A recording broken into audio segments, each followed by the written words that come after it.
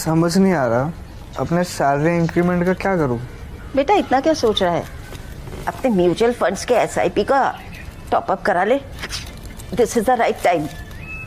क्या समझ में नहीं आया।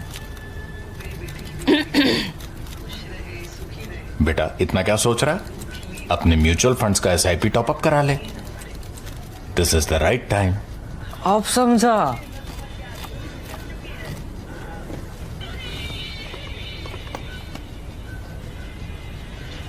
Mutual fund investments are subject to market risks. Read all scheme-related documents carefully.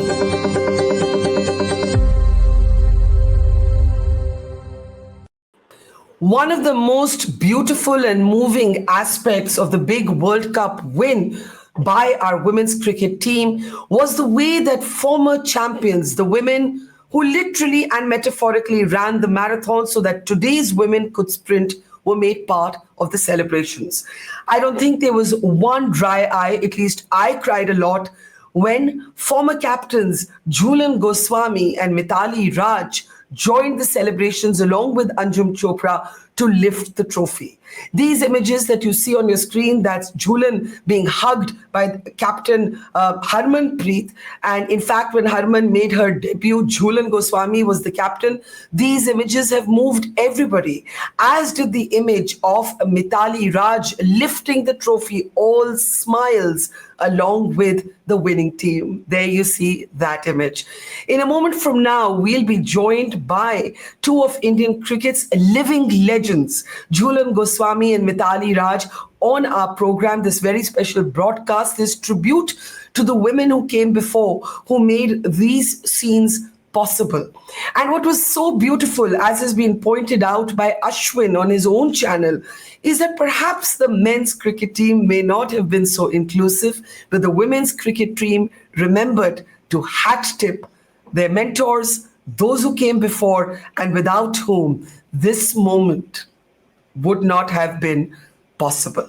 There's a lot to talk about, including asking how much is really going to change going forward. I want to welcome our two very special guests. As I said, two of Indian cricket's living legends are with us. Mithali Raj, welcome to the program. I remember Mithali famously saying on one of our We the Women events, why am I still called the Sachin Tendulkar of women's cricket? Why not the other way around?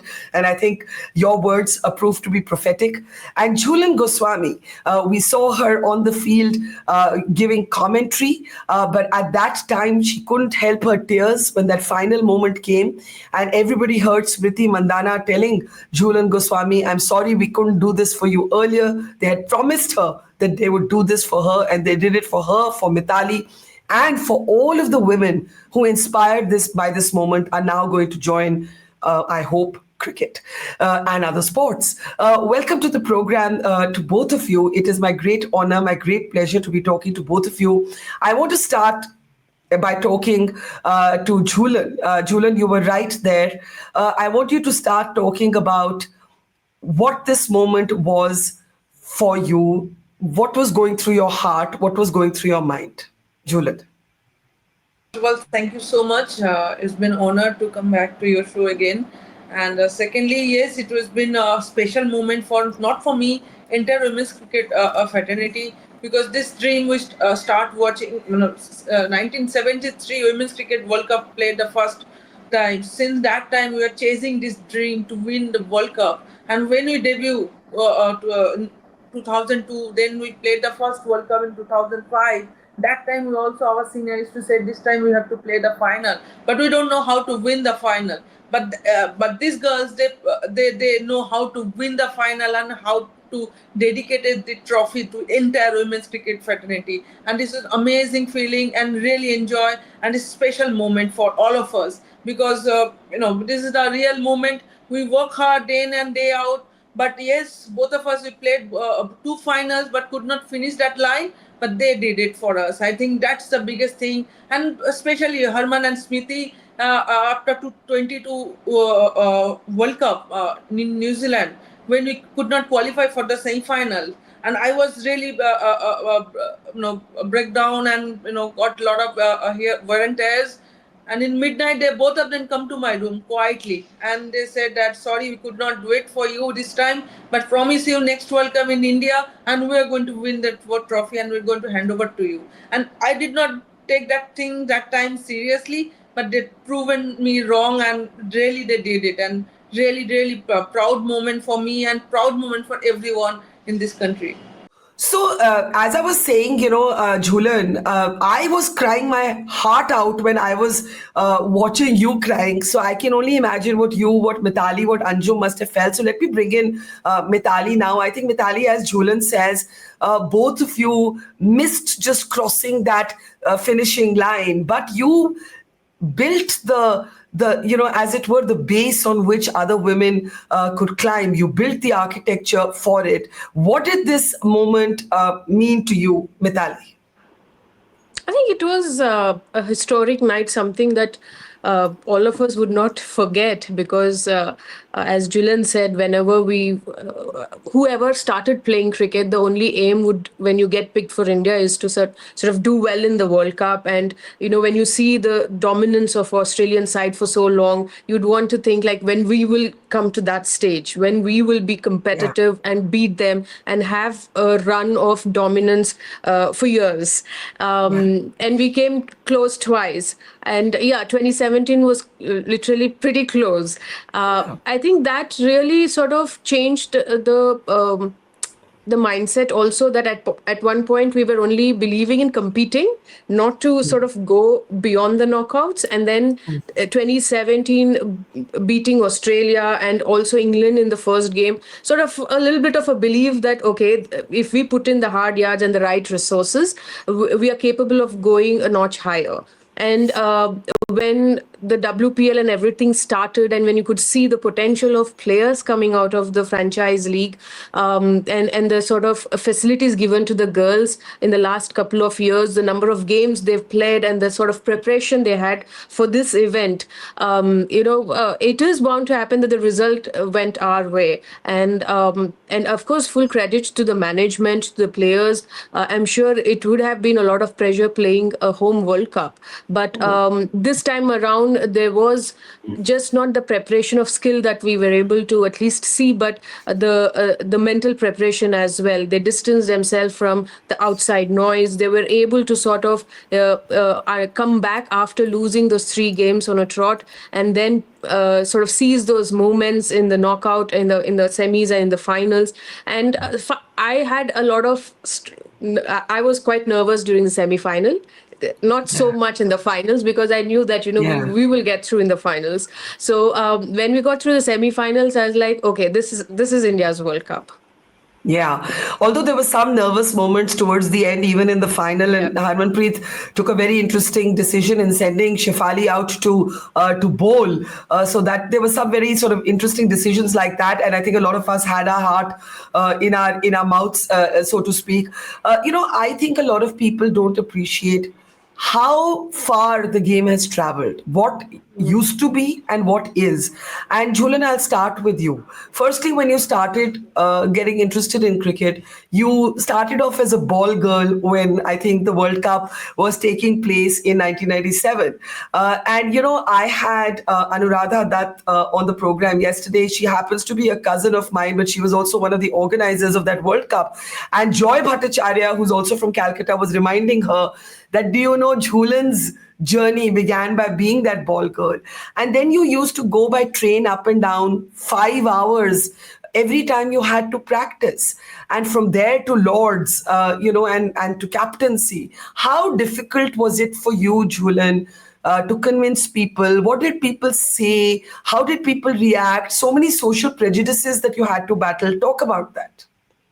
Well, Barkha, honestly speaking, talking about the women's cricket those days, my parents don't know anything about women's cricket. They don't know. They never seen women's cricket. And if that also one more thing, that India also have a women's team, they don't know anything about that. It was just that fortunately I got that pass in my school. 1997 World Cup, the government of West Bengal, they have given few passes, complimentary passes to government school. From that, with that pass, I have come to the ground and fortunately I was a ball girl, but I was not meant for that job. But Yeah. it just someone bring me inside and just said that just sit here and you have to pass that ball to give it to those players. And that Yeah. from that day onward, I saw Brenda Clark winning the World Cup and taking a victory lap, iconic Eden Garden, and watching Fitzpatrick coming from Yeah. the Kaiko end and bowling fast. I start feeling that if I take this sports professionally, at least one day I can play for my country. I can bowl 1 over. If I can take 1 wicket, that will be the ultimate goal. And when I talked to my parents, they did not say yes initially. They said no. And Mm. coming from middle class background and coming from a village, the sports is not a good profession for girls. If you want to do some other cultural stuff, you can go do singing, dancing, or poet. In Bengali culture, we do have a lot of all those things.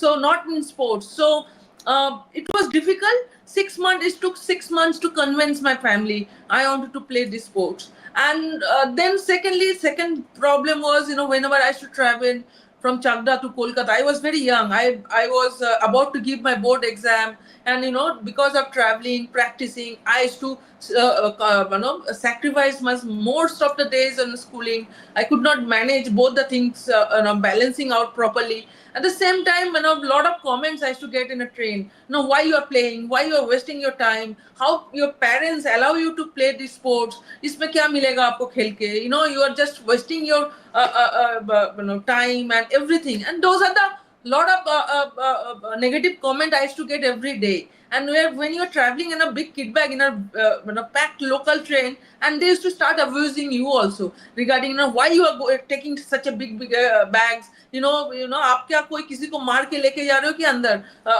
ऐसे वाले comment भी आते थे. But those are the things. I never feel bad. I never feel hurt. When I know what I am doing it, I know I used to enjoy Yeah. most. And cricket is not for. I'm playing. I was playing cricket only for my love and passion, for nothing else, and just wanted to Yeah. play for my country.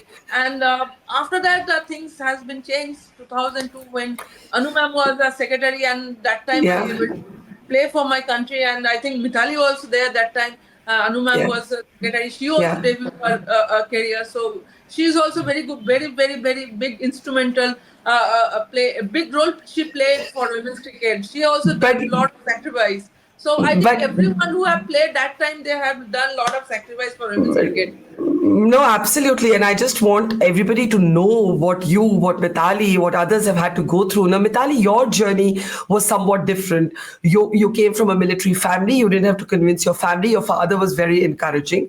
But that doesn't mean that you didn't run into other stereotypes, And I think you revealed in another conversation that at the time that you played, there were no match fees. There were no annual contracts. You all used to get 1,000 rupees per match. And Anuradha was telling us that when they played in the 1980s, they had to pay for themselves to travel. So look at what has been happening at every stage. And I think Mandira Bedi, when she was host, once she actually gave all her brand endorsement fee so that all of you could travel. So, Jhulan may have had to battle her family, battle the abuses on the train. You may have missed that roadblock. But talk a little bit about how tough it was. Of course, my challenges were very different. Yes, you were right that my father got me into the sport. But then for me, the challenge was, of course, from my close ones, from my grandparents, because we were a joint family, and obviously my grandparents didn't wanted me to get into sports. Nobody in the family are into sports, just me. So and then. Coming from South, there's always this perception like, you spend so much time outside, you would get dark, and you're playing such a rough sport with the boys, and morning to evening she's out there, and she comes in the night, then you have few stitches on the face, you get hit, and then you have the stitches. And at one point my grandmother is like, you're torturing this young girl. That's what she told my mother. So they had to endure all of that, but my parents made sure that I was not, facing all those. They've sort of cocooned me from those negative aspects, but probably not much from the society, because we would travel a lot by train, as Julu said, and we were on our own. Like my first travel alone was as a 10-year-old for an under 16 game. So I was with all my seniors. I literally grew on tours because my mother hardly seen me grow. Every time I came back home, I was a very different kid to her. Yeah. And all my friends, I hardly went to school as well. She used to do a lot of my homework and keep it up to date. I would only be present for exams. But Yeah. yes, financial aspect was very difficult. During WCI, my first trip in 1999, when I got selected for India, she was right, Anu ma'am was right, that the state associations didn't have so much funding. So sometimes my father had to reach out to his bank. I reached out to my school if they could sort of help me fund my tour. So that was the case back then. It was pretty much like, you play under 16, under 19 tournaments, and you want to get to the first and second so that you get scholarship. There is some money coming in through the scholarships. So that way we would run, and if we are lucky, we would get sponsors. But those times, when you play for India, you have the bat manufacturers who would sort of give you a kit for a season. And so it was important that if you're able to play for India, then somehow, like SS, BDM, these people were sort of giving us some equipment. And there were times when we would even share those equipments, because I remember one bat patching it up tournament after tournament, so I could continue playing it for at least use it for 2 years. And then at one point it came where, when we came under BCCI, I didn't really had to sort of buy a bat and keep it and save it, like, it's like a fixed deposit, sort of keep looking at it. Yeah. Because you had the manufacturers lining up saying that, because the matches are televised, there is a branding that comes out. So now they want to give you more bats, more equipment, so that it comes on television. Yeah. So things started to change when we came under BCCI, and the DA and the traveling was much easier. So yes, it took a while to take off. Even after coming under BCCI, I would say it was a little slow progress, but it did help in a lot of aspects, especially travel, stay, and in terms of finances, the contract system came later. But whatever little earning we started to do initially was a huge sort of a boost in terms of at home, that your parents until then were spending, and now you're able to look after your travel allowance. But you used to get what when you started being paid 1,000 rupees per match? Yeah. That was the 2005 World Cup when we came back as runners-up. I remember Julu, of course, was like quite livid, like, we are runners-up. But I said, whatever it is. I mean, at least, it's a start. And this is after the 2005 World Cup, and you were runners-up and you got 1,000 rupees per match. Yeah, this was in the 2005 World Cup, yes, when we came back from the World Cup. And I mean, I'm just thinking, I'm trying to process that, right? You come back as runners-up from the World Cup and you get 1,000 rupees per match. And Jhulan, you have even seen worse than that, right? Anuradha was telling me that कोई पैसा नहीं था, अपने आप पैसा देके, and even Mithali has gone through that. You must have seen even tougher times financially. Yes, absolutely. Because when Bengalis, Durga Puja is a big festival. So during Durga Puja, we bought a lot of clothes, a lot of new stuff. So for me, the new stuff was some bowling spikes, batting pair of gloves, batting gloves, a bat. These are the new things I used to buy during Durga Puja time. We used to wait when, Durga Puja time, nobody will say no to you. And you just manage those 8 months, 9 months with the one pair of shoes, one pair of gloves, one bat, to manage that, and everything is going smoothly. And when Durga Puja will come,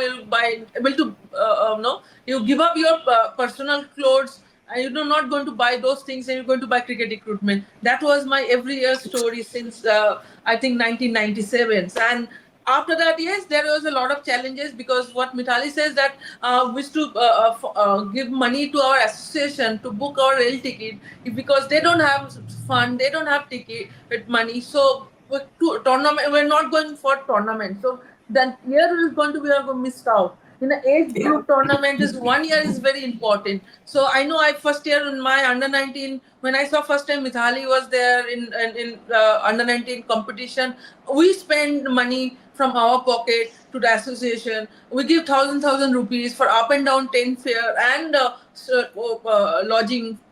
After that, we were able to go for the tournament. So that is how the things happen. But yes, after certain time, I got a little bit extra support from Air India, because I got a scholarship from Air India. After that, it was little better, little smoother, because before that it was really challenging. Really challenging. Yeah. So pure passion and a lot of grit. Mithali, talk about the time when Mandira Bedi, who was by then a well-known commentator, she actually decided to give her money. That's a young Mandira Bedi that you see there. What a photo for the albums there. Mithali, talk about this moment. Talk about this tour when Mandira said, "Okay, you're having this difficulty. Let me try and get you sponsors and let me give my brand endorsement towards your tour."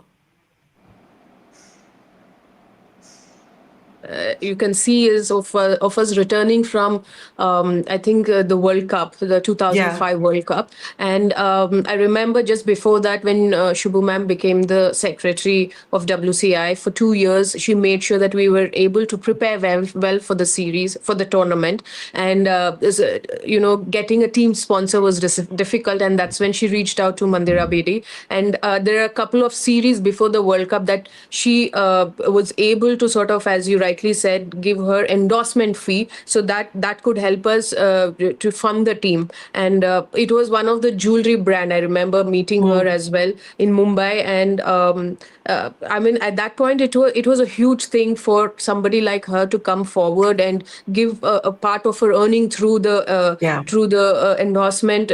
It's not everybody or not anybody would be doing that for a sport which still was in the shadows. Not many knew about it way back in 2000s, and for her to come forward to help us at that time, and then when we returned back from the World Cup as a runners up, I think she had the broadest smile. She was so happy, and we were very happy to see her as well. There was a very good camaraderie. Even I met her during the WPL. After very long, I met her, and I was so happy to see her, because you don't forget people on the road to the evolution of the sport where it is today. There were so many people who were involved in whatever little capacity they could. They were able to help in the growth of the sport. Yeah, it's a great story, but I want to understand from both of you, when you're that financially vulnerable, what does it actually feel like? Mithali, I'll start with you. The fact is that for many years, a public sector undertaking, the railways or Air India, which was then not private, they were the only options available to actually be employed and have some stability in your life. But if you come from a modest family, you have to pay for your tickets, you have to pay for your tours, there is no money, there are no managers, there is no brand endorsement, there are no sponsors. How did you manage it? What does that do to mental strength? You see, a player needs to be mentally focused. If you're worrying about money, how does that impact the game? How did you all manage? I'll start with you, Mithali, and same question for Jhulan then. Well, see, for me, of course, I was employed with Railways as I turned 18. But until then, yes, it was a challenge.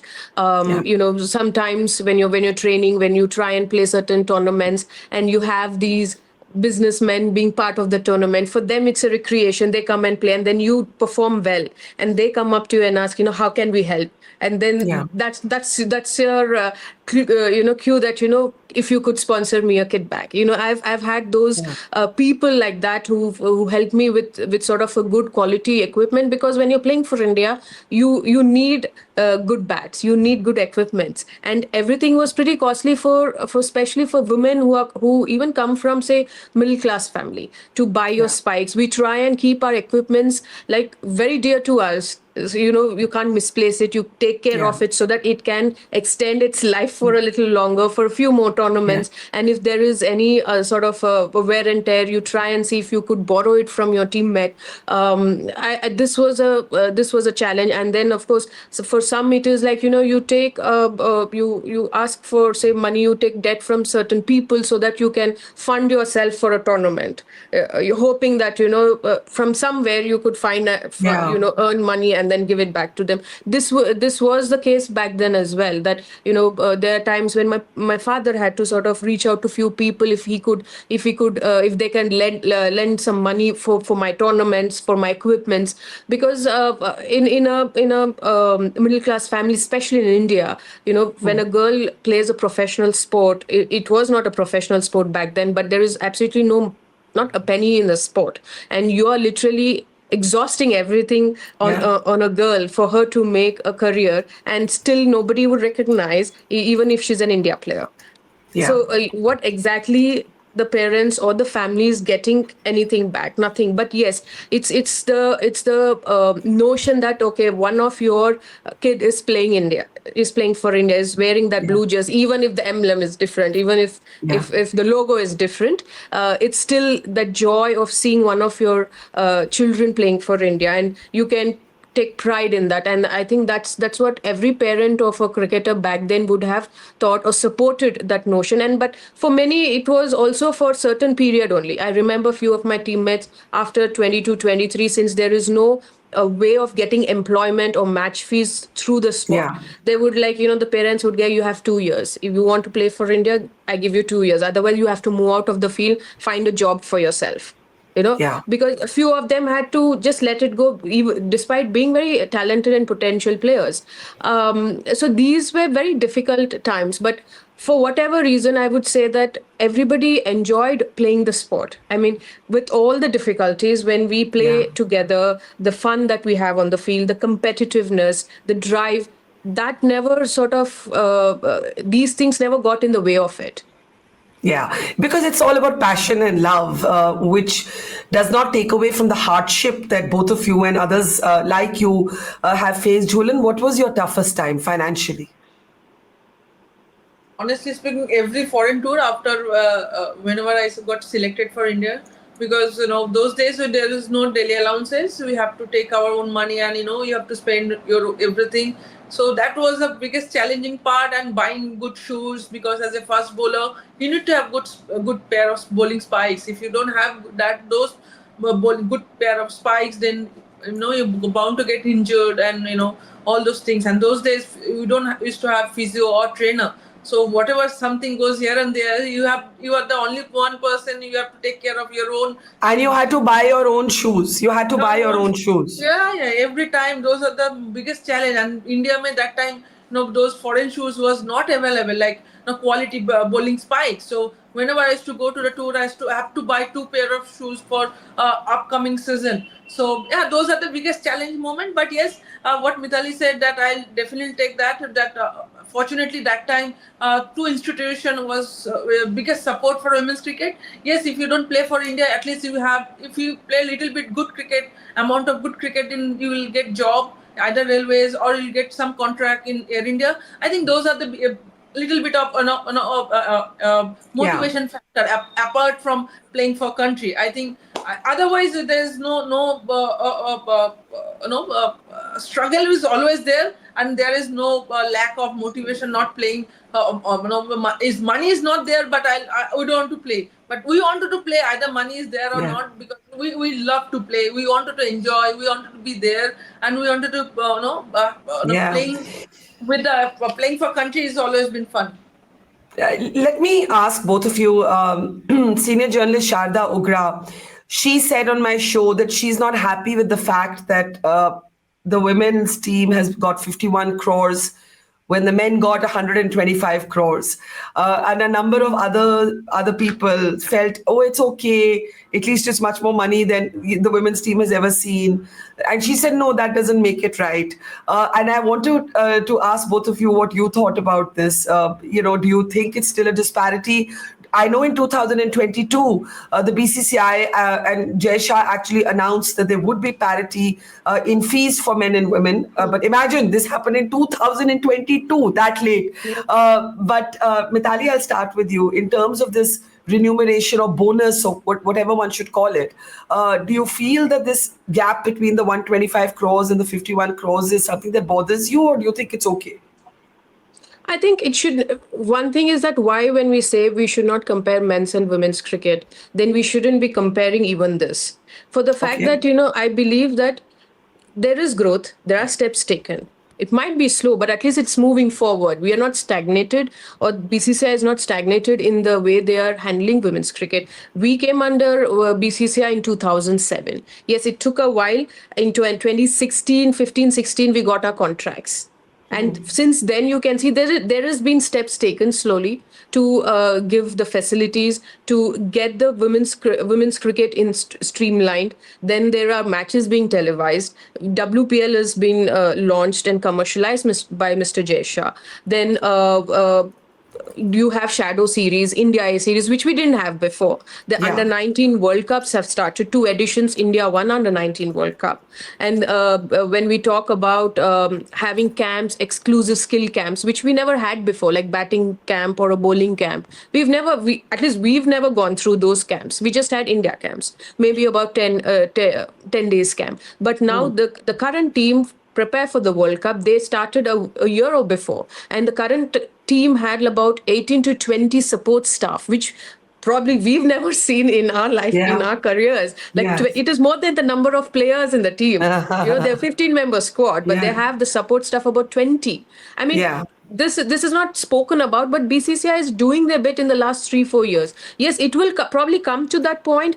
When you say the evolution of men's cricket and women's cricket is very different, they've not been, they didn't have the same trajectory of growth. So then why do we have to get the amount and compare it like it's when they won the T20 World Cup and the women? I'm sure maybe in the coming years again, when India gets a hand on. But Mithali, think of yourself coming back as runners up from the World Cup, getting 1,000 rupees. Maybe because you've gone through that, 51 crores seems gigantic, but the principle is BCCI, Sharda said BCCI is cash rich. They could have given women the same money. You're saying, if I understand you correctly, steps are being taken, but the evolution of men and women's cricket is very different. So you can't compare money, apples for apples. Yeah, if you have to compare, then we'll have to be fair. We have to compare everything, right? Okay. That we are not doing. We are comparing only which we think is convenient enough that, okay, we are not on par with men. But look at the standard of men's cricket. Look at the number of events and tournaments they've won so far. And they've been doing that for a long time. We've cracked it now. So maybe in the next 10 years, you probably will see the growth fast forward. I mean, it will probably shoot. And then in 10 years time, if you tell me, if they would have announced 100, 115, we would have said, okay, back then the first World Cup they won, they got 51 crores. This amount will look small for you. Sure. So I'm not of the opinion that you should compare how much they've got. I think I'm very happy the way BCCI has actually gone about organizing this event. We were part of 2013 World Cup, which again was under BCCI at home in Mumbai. We were playing at CCI. The preparation for that World Cup there was absolutely no preparation. We came from 2020 format of Asia Cup and straight into the World Cup. And there was no trophy. There was no unveiling of trophy. On this World Cup, I've seen on a different level. There was so much of, ads happening. There were hoardings everywhere telling people there is a World Cup game here in your own city. Turn up to the stadiums. It requires all of that, and BCCI has done that now. So yes, give it time. I'm sure women's cricket on its own can stand, and it will grow, and it will come to a point where we are today, in 10 years' time, it will grow big. Fair. Jhulan, do you agree? Honestly speaking, definitely most important thing is in getting the support, the preparation time, what BCCI provide our girls. The last 3 years, they have given a lot of overseas tournament, lot of bilateral series, lot of one-on-one session with the coaches, specialist session, well, batting, bowling, or skills sessions. Those are the most important thing, preparing for the World Cup, big event. But I think yes, you'll get whatever bonus BCCI gave, and that will be a never-ending argument. It will be Yeah. it can go on and on. But the most important thing, where BCCI conduct this tournament in India, what Mr. Mithali said 2013, and nobody knows that we are playing a World Cup in Mumbai. Not even one person has come down for watching our game. So from there onward and now, it's a huge jump. And whenever matches are playing in different venues, and there was a lot of crowd, lot of buzz was going on. I think those are the moments. I think this World Cup definitely motivate new generation. But yes, financially, that BCCI will decide. That's their job. But our job, our girls' job, they have done it. And whatever BCCI gave them preparation, that was outstanding. And what BCCI did few years ago, WPL Yeah. changed the perception of our girls. They start believing they can beat any team, any day, anywhere. Why? Playing in a big ground, playing in a front of those crowd, playing with the quality overseas players. Yeah.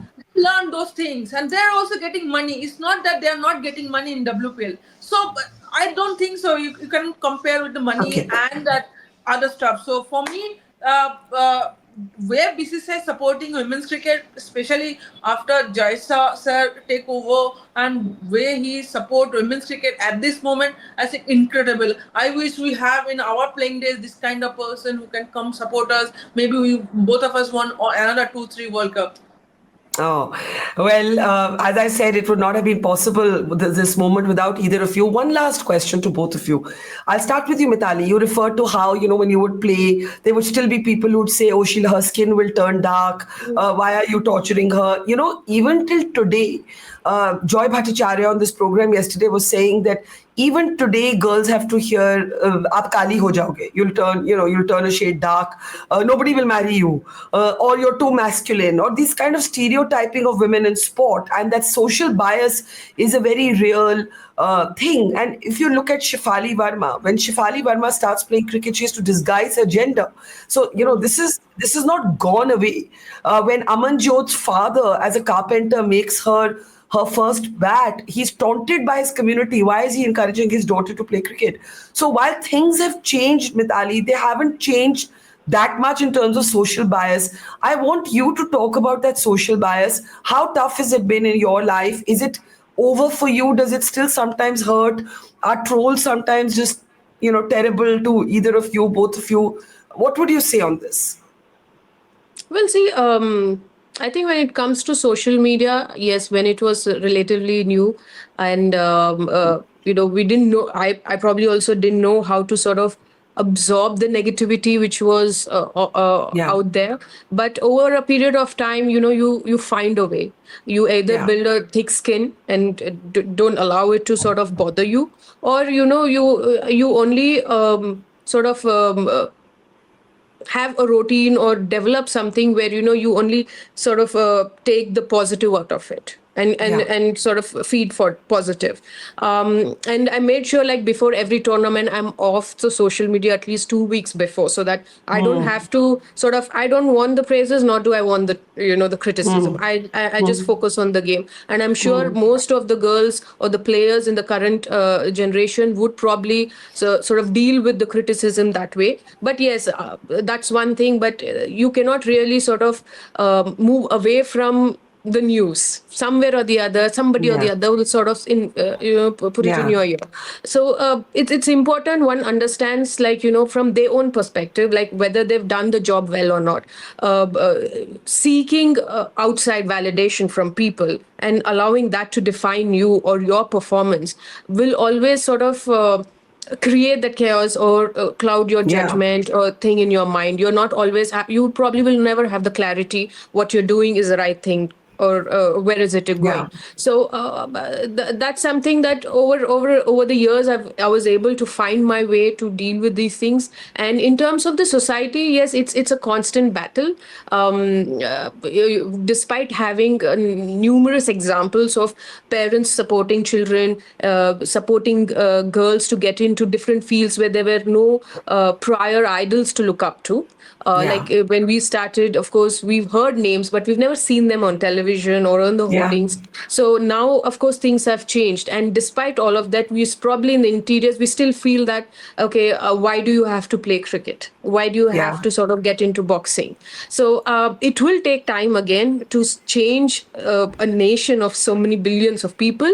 But one thing we can at least do is, as women, if we are able to sort of be the beacon that we can wherever we go, and sort of through the examples of others, if we could more talk about it and present more examples in districts, because I work for Andhra and I've seen that, having a star, like it is very important in today's time that you have a star or an idol that people can look up to.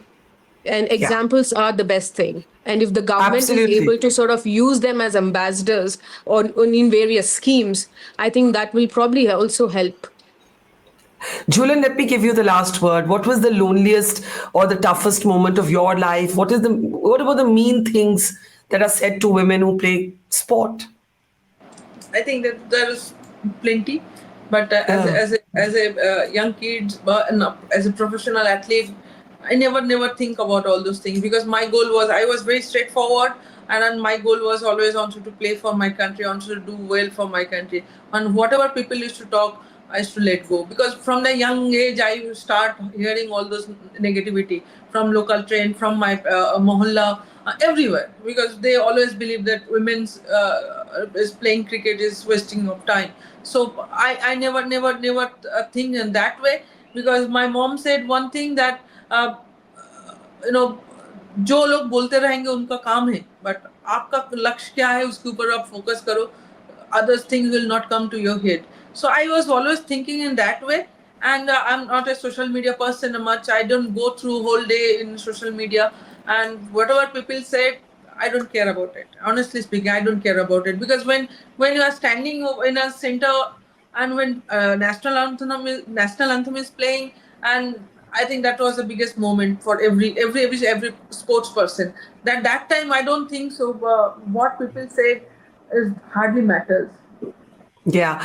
All I want to say is salute to Jhulan and to Mithali, two of India's living legends on this program. It is my absolute honor and privilege to talk to both of you. I want to say on behalf of a generation or two of women that I don't think this country would have been able to have its moment of celebration without the hardship, the sacrifice, the battles that both of you fought, different stages, different ways, but having to fight so hard to open doors and windows through which Harmanpreet and Amanjot, Shefali today can run through. You ran the marathon so that girls today can sprint. I salute you, I thank you, and thank you for talking to us. Jhulan, Mithali, God bless, take care, and we're so proud of you. Thank you. It's great to see you here. Thank you for watching our work.